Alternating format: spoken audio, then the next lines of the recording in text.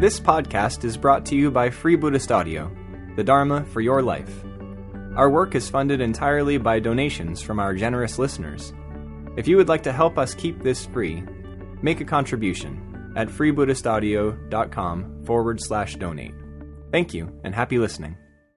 We've been looking at texts for nearly a year now, and we've slowly progressed our way through to some of the later texts, particularly in the Vajrayana and Tantric tradition. And these are kind of later schools of Buddhism that particularly draw out making the using archetypal language, using symbols and images and even personifications of enlightenment to unravel the spiritual life, to explain the spiritual life, to explain the spiritual experience. So we've moved from the actual word of the Buddha, or the reported word of the Buddha, right through Buddhist history, and we're now in about the 8th century, where very, very symbolic language is used, almost dreamlike language is used to explain reality, to explain the Dharma, and most of all to explain the experience of the spiritual practitioner. And that's a very quick summary of a year's course, but I think that'll do. So we're looking at texts, yes, that we've been looking at quite a few texts that are actually biographies and of great Tantric Vajrayana teachers, and we've particularly been looking at some teachers and practitioners in Tibet. We've looked at Padmasambhava, who's the great guru who came to Tibet in the 8th century to establish Buddhism in Tibet. And last week we looked at Surya Mati gave a talk about Milarepa, who's a Tibetan practitioner in the 11th century. Yes, good. That was a lucky guess. So now we're going to backtrack a little bit, and we're going to I'm going to give a talk about Padmasambhava's main disciple, Yeshe Sogyal, and her book, her biography, Mother of Knowledge. Which, apart from anything else, is gold and has a really nice picture on the front and lots of nice pictures inside. So if you ever feel like buying a book that's gold, I recommend this one. I've wanted to do, it's always dodgy to say this because it might be a rubbish talk, but I've wanted to do this talk for a very long time. Because on my first solitary retreat, I was trying to remember when that was. I think I must have been about 20 or 21. And on my first solitary retreat, I read this book. And it, in a way, is completely bonkers. And I really didn't understand any of it. But I had this incredibly strong response to this book. In fact, it almost changed my life. Then quite a lot of things changed my life. But this one really did change my life. And particularly, there's one passage in it that always stuck in my mind. And I've read it quite a few times since. And it still has that same emotional response. An emotional response of a complete awe at the Dharma and what the Dharma can do for you. The actual possibilities of spiritual practice and the great bliss that can arise out of spiritual practice. And also a kind of, a kind of gut response of, well, what is the Dharma? What the Dharma is really all about. That the Dharma is not about getting more pleasure. It's not about becoming a really cool dude, which kind of was quite important to me when I was about 20 or 21. But it's really about transformation. It's about transforming yourself to be of service to all living beings. And this book, bonkers though it is, somehow gave me these two very, very strong, gut responses or emotional responses after I read it. And it's written in this really, it's like you get this kind of normal passage that's just like a normal biography of someone's life. And then it just goes bonkers. It just starts talking in this incredibly symbolic and visionary language. This symbolic language just weaves in and out of the narrative seamlessly, with no explanation of why we've suddenly entered into this mystical realm.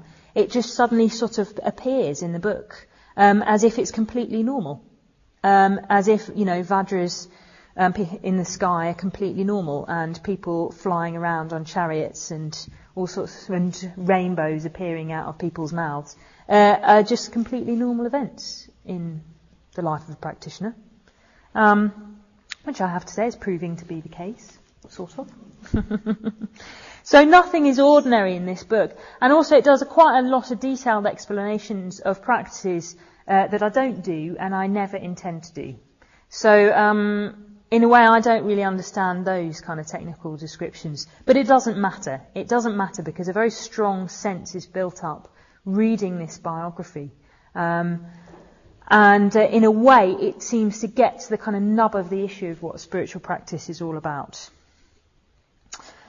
As Padmasambhava gives the advice to Yeshe Sogyal, he says, "Do not let yourself be distracted by ecstasy or the joys that accompany it. If you lose the impulse towards enlightenment, it is worse than killing the Buddha. In no world could you find exoneration." So it's like on one hand you've got all this ecstasy and bliss and joy and visions and tremendous experience, but at the same time, you've got to cut through to what it all means and keep going to enlightenment, keep going to the transformation, cut through to the transformation. In a way, though, that ecstasy, those visions, are not the real deal. The real deal is the transformation. And Padmasambhava always gets Yeshe Sogyal back to the nub of the issue. So there you go. Don't get distracted by ecstasy or the joys that accompany it. Just in case you might have. So the story starts, as is fitting for an 8th century Tibetan text about a Buddhist practitioner. The story starts in the realm of the Bodhisattvas, the realm of gods and goddesses, where a goddess decides that now is the time to benefit beings, now is the time to be reborn in the human world. She decides that she's going to become manifest, she's going to be born in Tibet in the 8th century, a time when the Dharma king, Tritson Deksen, is trying to establish the Dharma with the help of the great guru Padmasambhava. So she decides to come to Padmasambhava's aid and establish Buddhism in Tibet in the 8th century. She says, and I do like this quote, I have to say, this is a bit like what this text is like. "By the radiant light of the tainted, the untainted is realized. The time has come to embrace the play of the most profound and secret great bliss." So remember that. By the radiant light of the tainted, the untainted is realized. So yes, the time has come to embrace the play of the most profound and secret great bliss. So the goddess is born in Tibet. And she's born as Yeshe Sogyal, I'm sure you've guessed. Who's the daughter of a ruler of a province of Tibet and his wife. And from the very beginning, it's obvious that this is no ordinary child. Strange dreams accompanied her conception. Coral stupas, lotuses emitting light rays, coral and shell garlands from which milk and blood flowed. Strange dreams. And when she was born, the earth trembled like a dragon. Heavenly music was heard everywhere, accompanied by the sound of mantras with no obvious source. And flowers were strewn by goddesses who appeared in the sky. So you can kind of get the picture. It's a kind of wonderful understatement at this point where her father goes, this is no ordinary child. Maybe she will be a saint, or at least the daughter of a king, or something like that. And you think, no kidding, you know. So she's born, and from her birth, she showed that she had great mindfulness, great attention onto the objects of her attention, great mindfulness and great eloquence from an early age. In fact, I think from the moment she was born, she could speak, which is pretty impressive. And of course, as these texts always say, she was very beautiful, very, very beautiful, with hair like blue-black silk, with teeth like conch shells curling to the right, and a milky white complexion.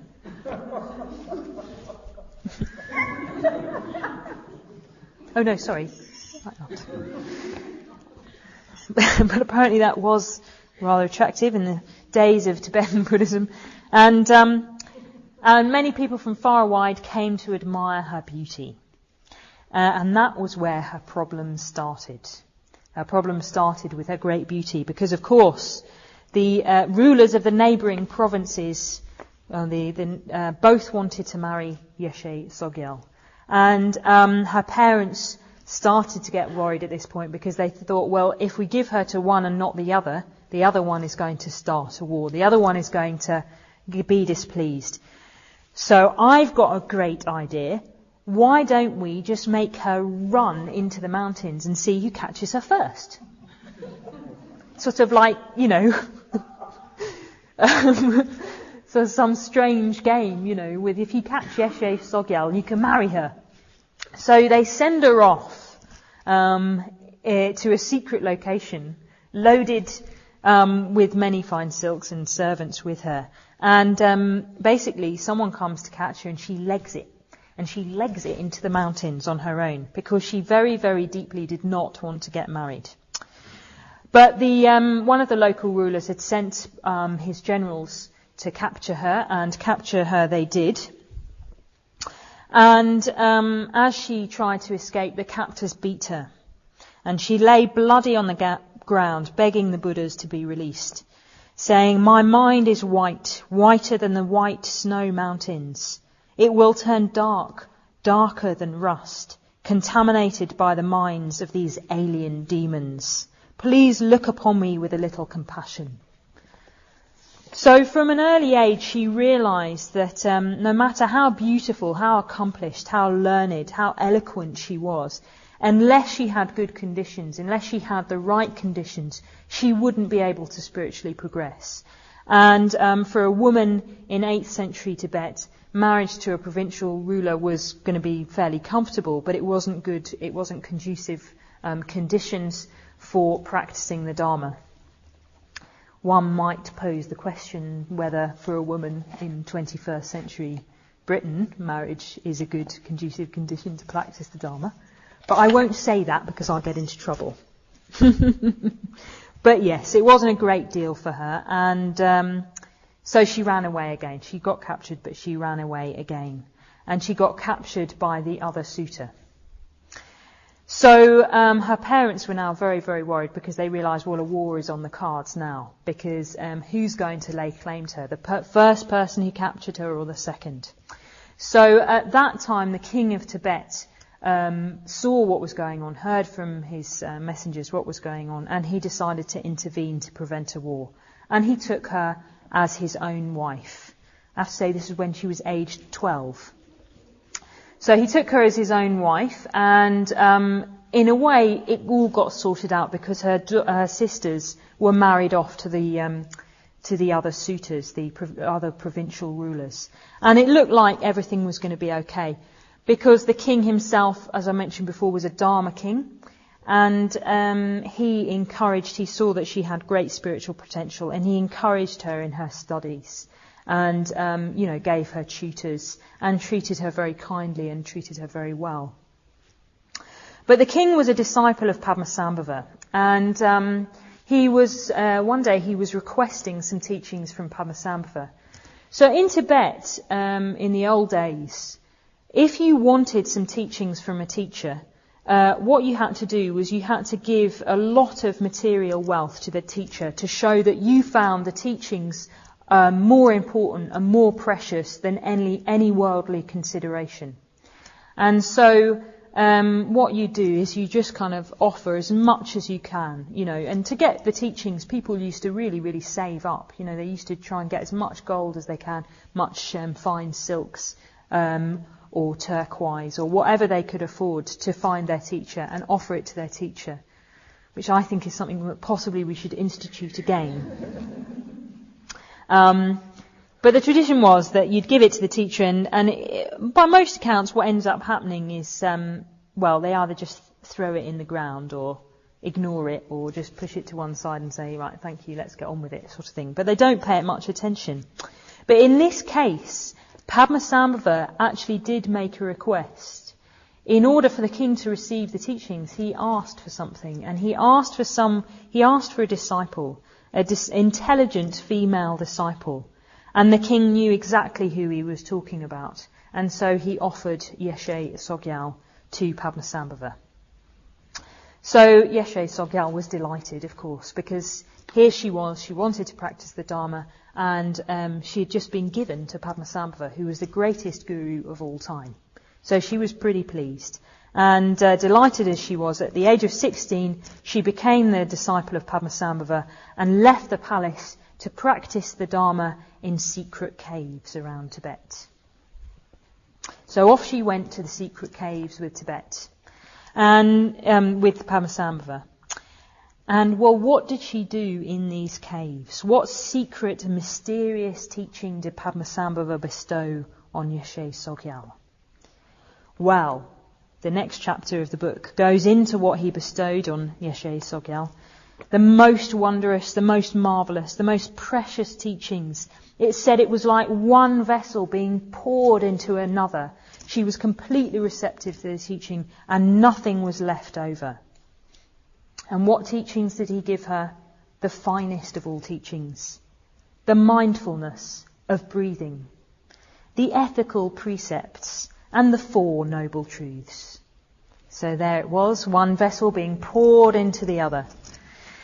And once she understood, these were the primary teachings he gave her, and once she understood the teachings of karma and karma vipaka, cause and effect, she asked him for the teachings of the Vajrayana, the esoteric teachings, the quick and mysterious route to enlightenment, teachings that you can only get from a master, teachings you couldn't read in a book, but you could only receive from the master.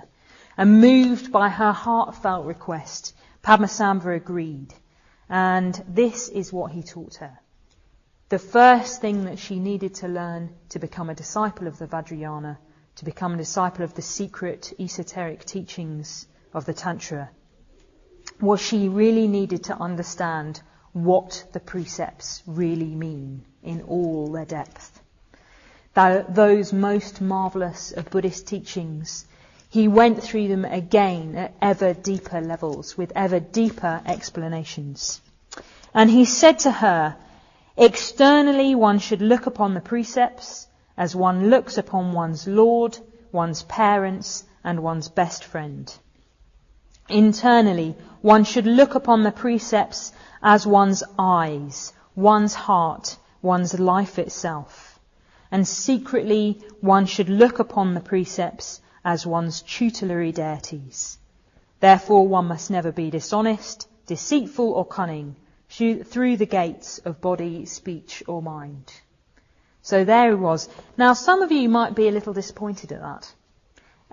Because in a way, when you kind of think about the Tantra, you think about something like really exciting and new. And I think it was Bhante said at one point that if you put the word Tantra in a talk, you'd definitely get a full house. Because people are expecting something really juicy. And, well, that's the thing. The thing about the Dharma is, in a way, you've got all you need when you go to a beginner's course. If you could really reflect on that, if you could really understand the depth of those teachings on the beginner's course, you might well be enlightened. But the problem is we don't take it deep enough. The problem is that actually we don't really penetrate into what those teachings actually mean. And in that way, what we end up doing is we end up taking on more and more teachings to kind of unravel those primary teachings, to draw out the deeper significance of those primary teachings. And it brings me to mind that something that's said about the Dharma and sometimes depicted about the Dharma in various forms is that the Dharma is always fresh and is always youthful, is always vibrant and alive. But what we do is we take it superficially. We harden it. We make it stale and old because we don't reflect on the basics. To quote someone else, it's Jagdish Kashyap. Well, he's saying this about another Sangha, but I think we could apply it to ourselves. He says, we're like a troop of monkeys dancing on a treasure, the value of which we do not understand. And I often think of that. Am I just a monkey dancing on a treasure, the value of which I do not understand? And I think that every time I go into a beginner's course, here is a treasure. Do I really value it enough? Or do I have the supreme arrogance to think I know it all before? Another aphorism of Sangharakshita's is no higher teachings, only deeper understandings. So in a way, what we need to do in our practice is if we really want to take on more teachings, if we really want to practice the Dharma, we need to go back to things like ethics, and we need to stop them becoming dry and stagnant. If you feel like you are becoming a bit dry, if you feel like, you're losing your inspiration or you're flagging a bit, well, I have a very good suggestion for you, and that is that you come and support a beginner's course. And you go right back to the beginning and just see, this is what it's all about. And it's a very, very inspiring thing to do. I've never felt like, not this, not the gap again, the 5 precepts again. Can't we go on to the kind of, mantras in the White Tara Sadhana or something like that? No, actually, in a way, it's really good to go back over those old teachings and really reflect on them. As Sangharakshita says, he says, make back to the beginning your watchword. Keep going back to what you think you understand. What is so straightforward that you never think twice about it, and consider it. Reflect on how it bears on your experience of life and practice as a Buddhist. So go back to what you think you understand. Go back to what you've dismissed of, I know that, and really reflect on it. Consider it. And see how it affects your life and your practice as a Buddhist. And that's what Padmasambhava does. He says, okay, you want those higher teachings. Well, you need to go back. You need to go back to the precepts and really understand what they mean. And when she asks for those higher teachings, he shows her how to view the precepts and the full extent of how the precepts should be practiced.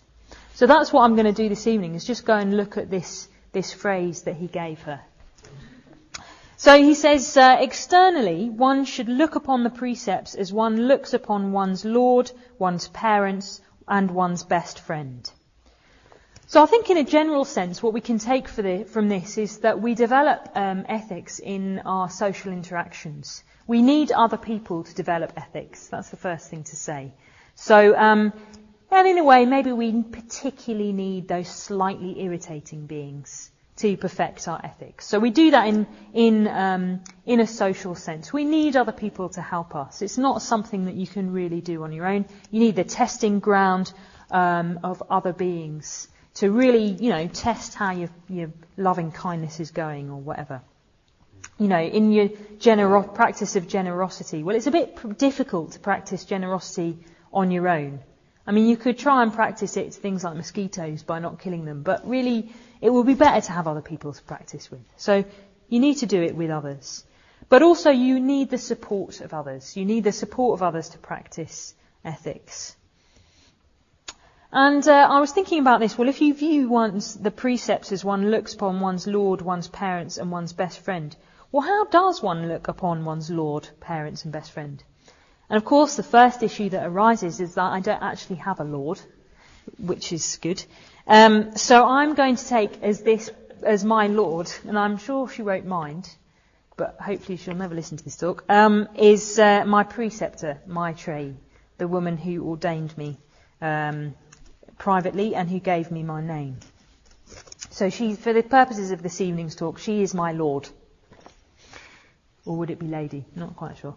Anyway, so she gave me the 10 precepts that you take at ordination. She gave me those precepts at the time of my ordination. She's in fact my preceptor, which someone pointed out to me the other day. Does actually mean someone who gives you the precepts. Oh, right. Get it now. And when I bring Maitreyi to mind, what arises naturally is a great gratitude, actually. A lot of gratitude to Maitreyi. And what comes to mind is endless walks at Tivatnaloka where I kind of spilled out my heart and she listened and offered me sensible advice. And I used to write her these long, rambly letters, and she used to reply, which was nice. And she still does write me letters. And then at one point, she decided, yes, I am ready for ordination. I was ready for ordination. And she took it upon herself to give me the time and energy to help that entry into the order, to witness my readiness for ordination, and introduce me to the 10 ethical precepts. So when I think of her, I'm incredibly grateful to that care that she took over me, because she took of me, and actually for her seeing my potential, that she actually saw what I could become, and she related to that potential. So, no matter how mad I was, however, in my early 20s, and how many mistakes I made. I mean, sometimes I think of the things that I said to her, and it's just so embarrassing. Oh, gosh, But she always had faith in me. She always had faith that I could get ordained, I would get ordained, and she wanted to help me with that. And it's an interesting relationship with your preceptor, because it's not like you're buddies or something. It's like I've never gone to the pub with my tray or watched TV or something like that. It's more like, it's a relationship based on your Buddhist practice, your sincere commitment to the spiritual life. And the relationship has that flavour.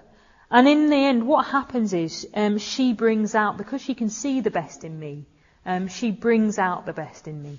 So I'm always very aware. She's very good, my Maitreyi. Apart from the fact she's very beautiful, and she walks in this incredibly mindful way with this amazing posture, which I just think is great. So it encourages me to be mindful. But she's also got very good speech precepts. And there's been a number of the times where she said to me, "So Vajratara, is that actually true?" And maybe it wasn't 100 people at Sangonite, but yeah, no, maybe not quite that many. But the flavour it was true. And, So yes, Vajratara, is that true? She encourages me particularly in my speech precepts. And she's given me a lot of encouragement and support over the years. And also she gave me my name. So my name contains two things. It contains a glimpse of my potential, but it also contains a precept that I need to work on, a kind of ethical advice, a piece of advice to help me act in accordance with my potential. So she said to me, I looked this up because she'd written it all down, and she said, Vajratara has a clarity of mind and a keen intelligence and a passion for study in teaching the Dharma. So that's the Vajra part. Vajra meaning diamond thunderbolt, and it's a symbol for reality. But her motivation for that is not mainly intellectual. It comes from a strong desire to help alleviate suffering both for herself and others. So that's the Tara part. Tara means saviouress. So it's a combination of both sort of intelligence, power, clarity, but also in compassion in response to suffering. But what she said to me, she said, well, it's very important that the Vajra comes first, because the Vajra describes the Tara. And the way I see that is that the Vajra is subordinate to the Tara. In other words, clarity and intelligence, strength and power is used to alleviate suffering and not for its own sake. So there was a little precept in there, which is that the response to suffering comes first. That's your job in life. And you can use those qualities of clarity and intelligence and a certain amount of sort of strength in pursuit of alleviation of suffering, but not for its own sake. So it was both a precept and a description of my potential. So I'm very grateful to her, and she's taught me quite a lot, both about ethics, but also about relating to my potential, seeing my potential. And my parents, well, when I bring my parents to mind, again, a lot of gratitude arises. My parents are very, very good people and have a very good relationship with my parents. It's not always easy, but no one's is. But it's very good, it's very positive. And my parents are brilliant because they introduced me to a lot of culture. They really supported me in my education. They introduced me to art, to theatre, poetry from a very early age. To music. Our house was always full of music. And they're very, very supportive people. But most of all, they taught me that actions have consequences.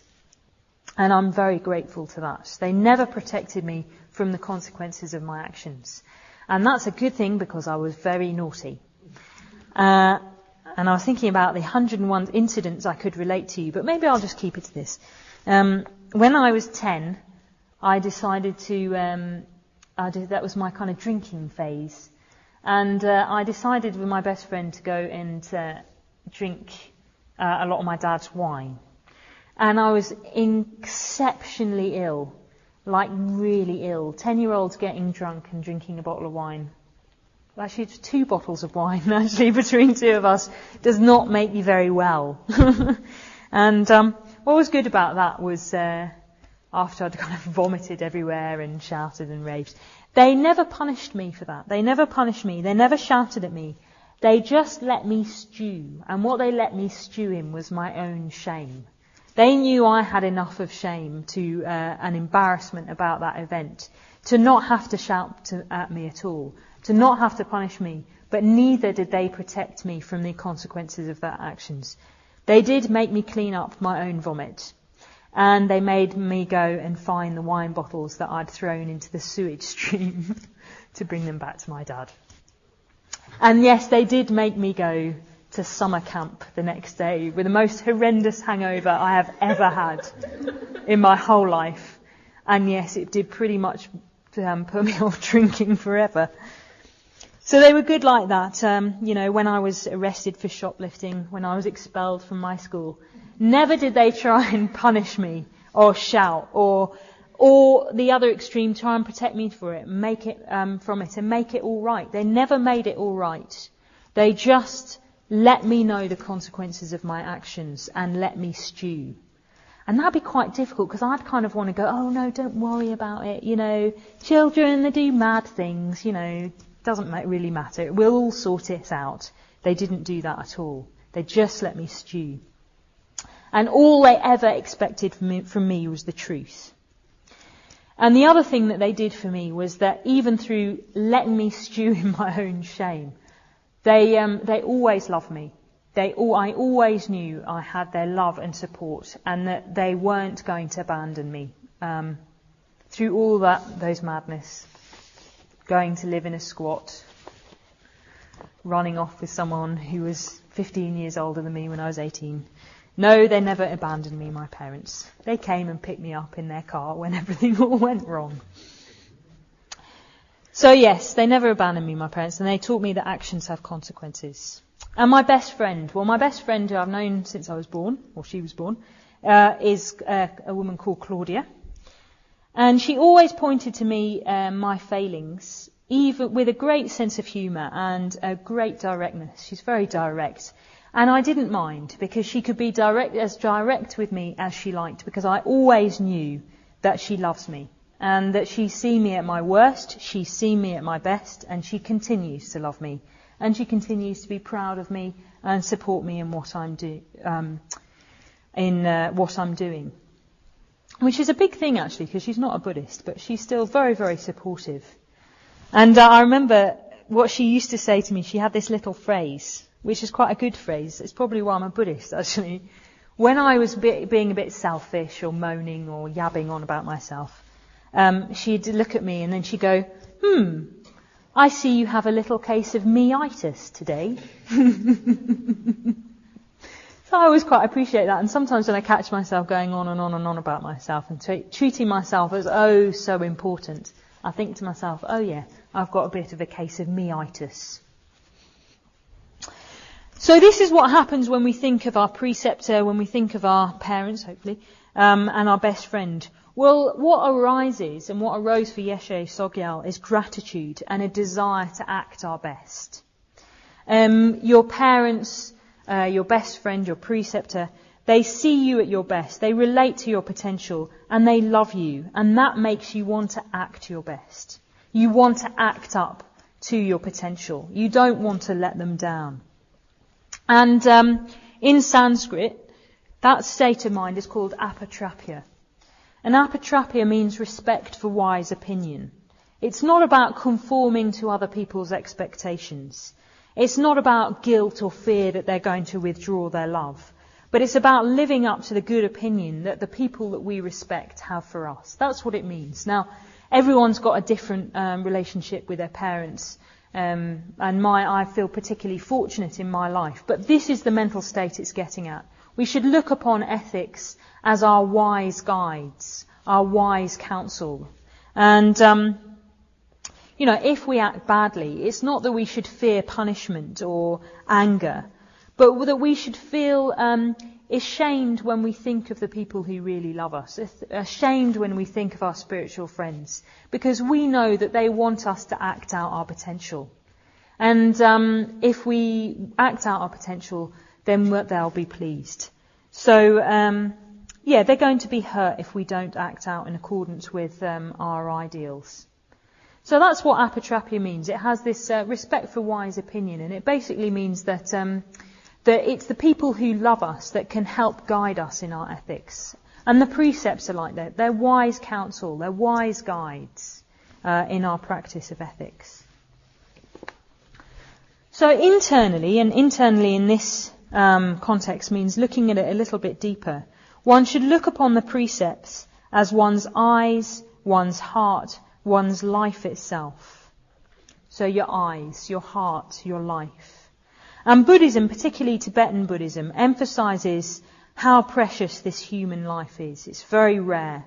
Among all the creatures that there are in this cosmos, all the ants, all the birds, all the mosquitoes, all the ghosts, all those myriads of creatures, that we should be born human is very fortunate. And human life is very fortunate because it's particularly advantageous for the spiritual life.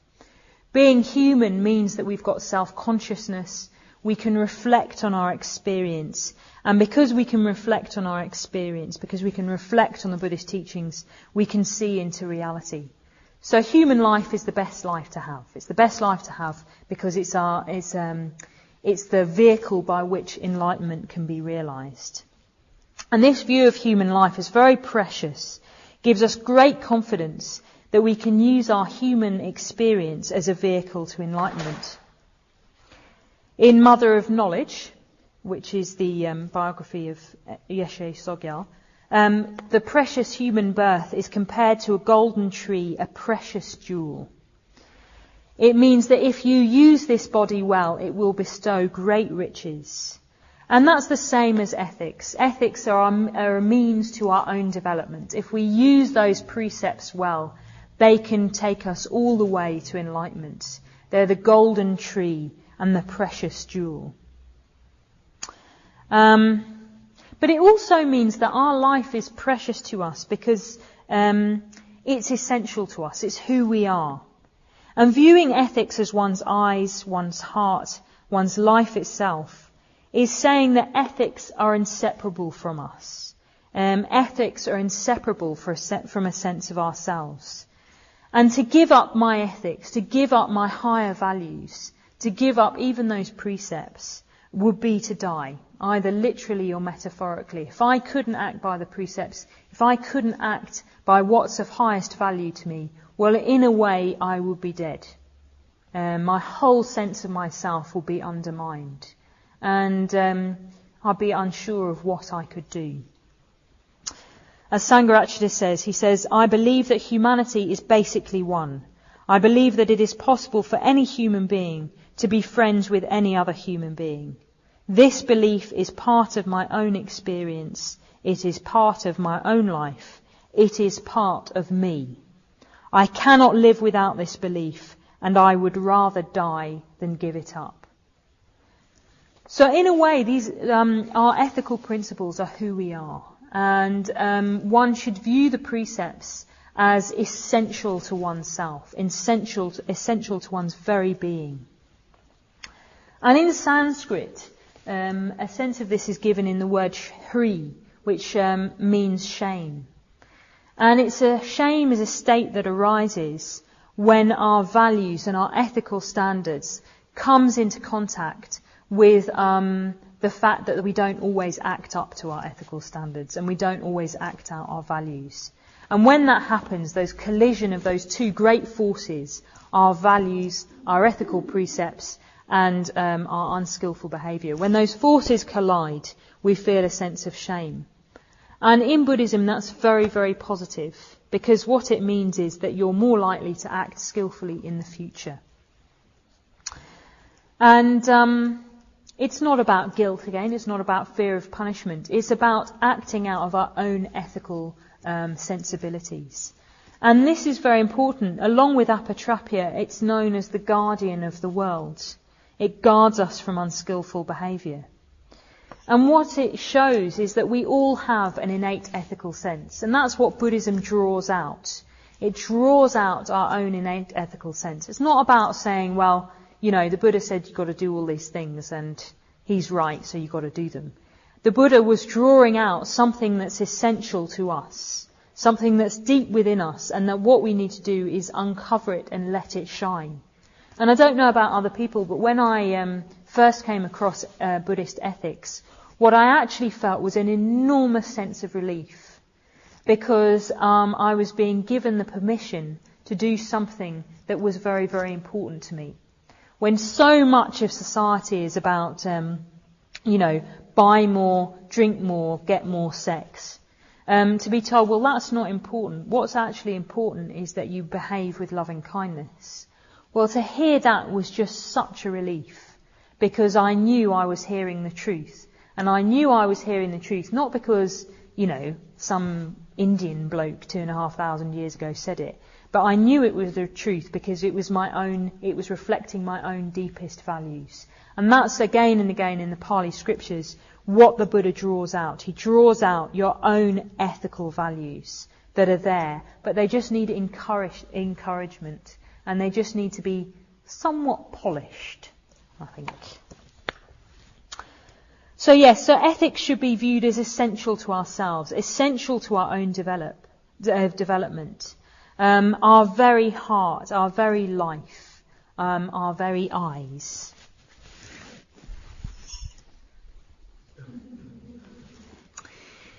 So, just in case you forgot what eyes look like.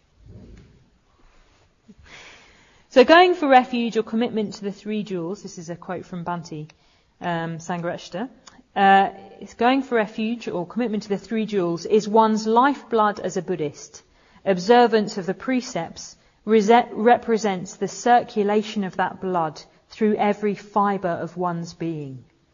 So your commitment is your heart's value, and the precepts are what circulate the blood from your heart round your body into all aspects of your behaviour. So very important. And then secretly one should look upon the precepts as one's tutelary deities.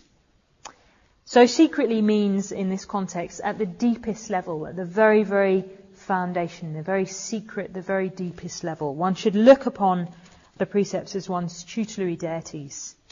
And tutelary deities, particularly in this tradition of Buddhism, is probably a translation of Yidam.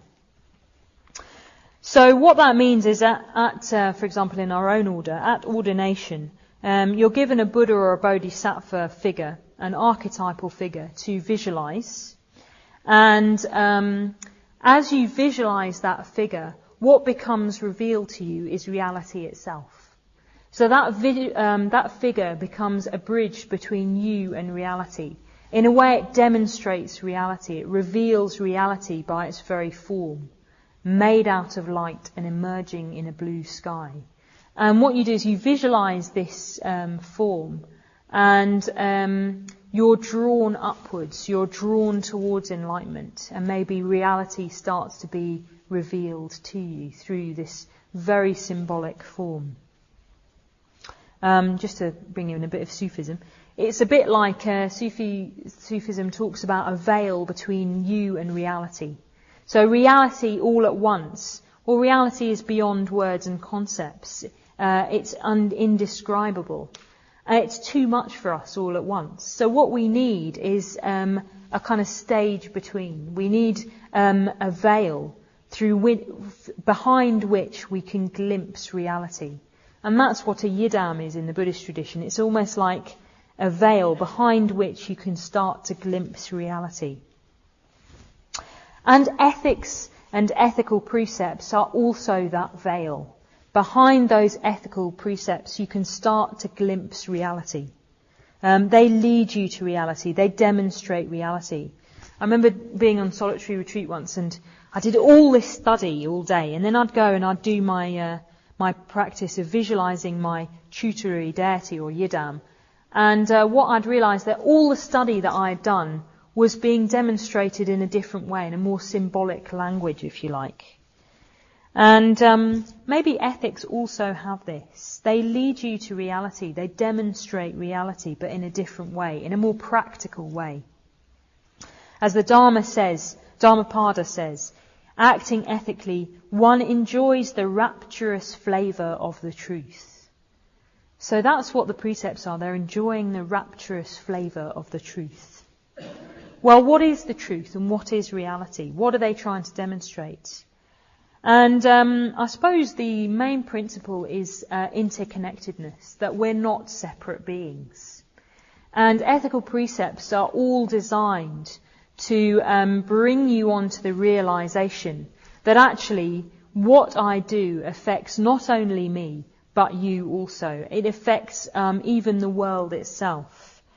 That we're not separate, we're not isolated, we're not living in a small bubble, and it does matter what I do, both positively and negatively.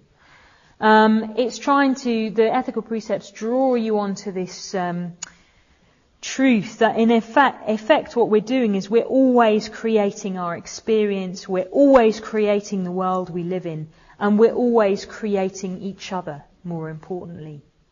So who we are is a product of our own and others' ethical behaviour. And our ethical behaviour is constantly creating the world. And maybe we can see that in a small way, that if we act ethically, even in a small way, it has such an incredibly positive effect on those around us. Even smiling at someone when we don't feel like smiling has an incredibly positive effect. Even deciding to wash up the cups, even when they're not your cups, has a really positive effect on other beings. And in a way, if we can get that in a small sense, just by a practice of generosity and just seeing what effect that practice has, well, we can start to understand how big that process is, how linked we all are, and how efficacious all our actions are, what effect they really, really have in reality, in the world around us, and on other people. But there's something a little bit more than that. And I have to say, I really hate talking about reality. Apart from the fact I don't really understand it. But also because how can you explain reality? That's just balmy. But anyway, I was trying to think, I've got a very strong sense of something else. Of another part of reality that ethical precepts reveal. And it's something like this, that if I've got potential to realise enlightenment, and by acting ethically I'll start to realise enlightenment, I'll start to act more in line with my potential. Well, if that's true for me, then it's also true of everyone else. And everyone has got potential, and if everybody acts ethically, they would also realise their potential as well as me. So maybe a better way of putting it will be this, that actually ethical precepts come from a vision. They come from a vision of reality that's like this, that all beings can be Buddhas. All beings have the potential for enlightenment. And that's what we essentially are. We're essentially beings in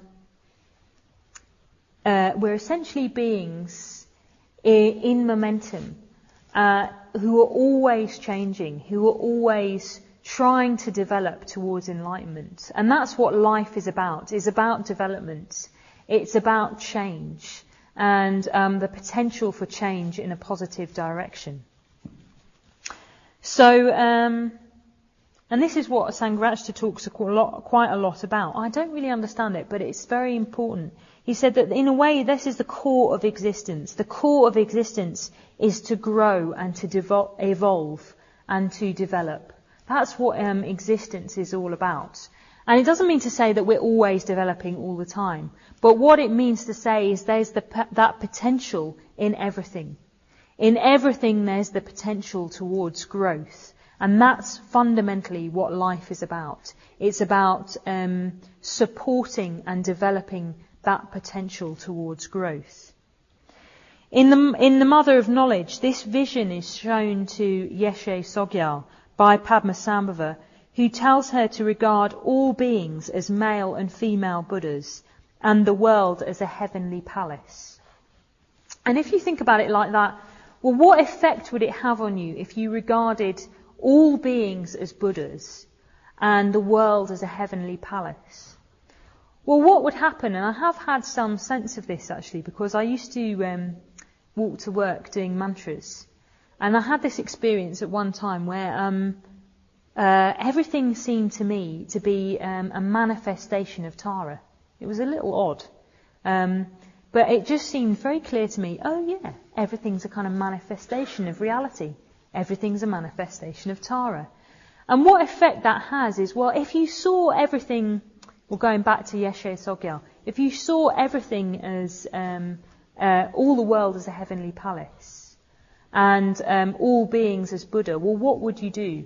You'd have profound reverence and profound care to everyone and everything. You'd treat everything with great amount of attention, a great amount of care, and in a way even reverence, respect. You'd also have a great desire to serve beings. You'd have a great desire to serve them because they're Buddhas. And so this is what the precepts do. In a way, what ends up happening is that you start to serve beings because they have the potential for Buddhahood. And not only do you not want to get in their way of achieving Buddhahood, so part of the precepts is just about not getting in other people's way, not getting in front of other people's development. But it's also about encouraging that development and supporting that development. So ethical precepts enables ourselves and others to grow. It stops getting in the way of other people's growth, and it actually draws on the growth, supports the growth of other people. And what ends up happening is we start to become a very positive force in the universe. We become a very positive force for the good in the universe, a positive force in the universe. And this is called, since we're on a bit of a roll with our Sanskrit, this is called the bodhicitta. And the bodhicitta is when one's heart and one's mind is completely absorbed in the development of ourselves and others. We become a force for the good. So that everything you do, every positive action that you make, whether it's cleaning the dirty cups, smiling at someone when you don't exactly feel like it, every act of generosity, every act of loving kindness, no matter how small, is actually part of the growth of the universe. It's actually acting in line with reality. It's acting in harmony with reality. It's acting in harmony with the growth of all beings. And not only does it not get in the way of other beings, it actually supports the growth of other beings. So that's what ethics are in a way, in their ultimate sense. They're a positive, acting in line with reality, and they're acting as a positive force in the universe, taking part in this kind of flood of positivity in the universe, which finally takes its expression in the bodhicitta. But okay, well, that's when you really, really realise, when you really fully become part of that positive force in the universe. But actually, with every ethical step that you make some small part in that positive force. So yes, ethical precepts are one's tutelary deities. They point out reality to you. They are actions that accord with reality. They're in harmony with reality. And enable, if you act in line with reality, you realise reality. If you act as a Buddha, you become as a Buddha. If you act as a Bodhisattva, you become a bodhisattva. And a bodhisattva, a Buddha, acts in harmony with the way things are. So ethical precepts will do that. They'll draw you onto an understanding of interconnectedness, and they'll draw you onto the bodhicitta. So the main teaching, just to sum up, the main teaching that Padmasambhava gives Yeshe Sogyal is to look deeper. Take those very simple teachings, like ethics, and really examine what they mean in practice. Really examining what they are in reality and what the reality is that they're pointing to. What Padmasambhava is essentially saying to Yeshe Sogyal is that there's no higher teachings, only deeper understandings. And basic teachings are not basic teachings because they can be left behind, but because they need to be constantly maintained. So I'm just going to end up by a little poem, what I wrote. So I'm not going to say that it's going to go in the book of the greatest Buddhist poetry of the 21st century. In fact, I'll probably throw it in the bin when I get home, but but it just gives you a bit of a sentiment about how I feel about ethics. And I wrote it on retreat. So this is Vajratara's tantric song of the ethical precepts. What joy could equal this? A priceless treasure my gracious teacher bestowed onto me. The very heart essence of all the teachings, as precious to me as my life itself. Just as my gratitude to my teacher has no bounds, just as my love for my parents has no limit, so I should regard these profound precepts as my dearest spiritual friends. When I think of my Yidam, arising from the mystery of the blue sky, I naturally long for the taste of bliss, and marvel at the wisdom sutras revealed. So I should regard these profound precepts as the great sun of the Dharma banishing the clouds of ignorance. What joy could equal this? The key to reality is found in my hands. We hope you enjoyed this week's podcast. Please help us keep this free. Make a contribution at freebuddhistaudio.com/donate. And thank you